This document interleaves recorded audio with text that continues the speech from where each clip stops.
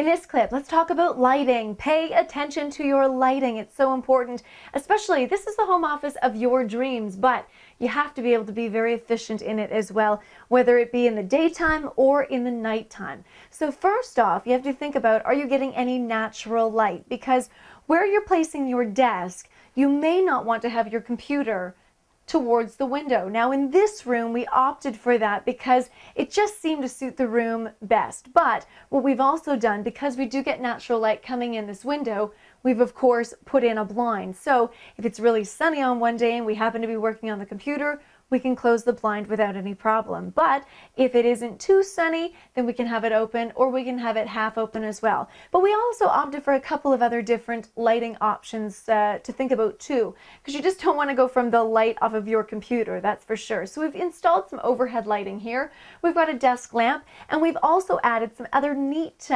lamps too that don't necessarily look like lamps, but are. So if you want a little bit of extra light, you can have it as well. So some things to think about, but very important, do pay attention to the lighting.